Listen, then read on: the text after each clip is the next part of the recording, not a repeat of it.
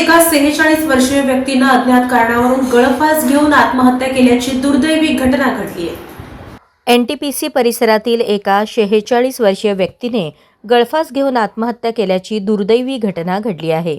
मृत व्यक्तीचे नाव सुनील चन्नबसप्पा कुटाणे असे आहे। ही घटना 18 जुलै 2026 रोजी सायंकाळी 5च्या सुमारास उघडकीस आली।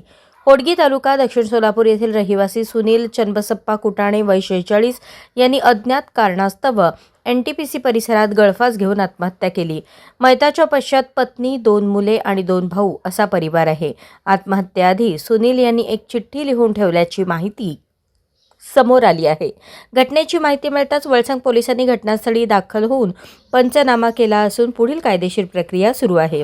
आत्महत्येचे नेमके कारण अद्याप समोर आलेले नाही। पोलीस अधिक तपास करत आहे। मयताच्या भावाने दिलेल्या माहितीनुसार अंगावरील कर्जाच्या ओझ्यामुळे ही घटना घडल्याची प्राथमिक माहिती आहे। मात्र या संदर्भात पोलीस अधिक तपास करत आहेत।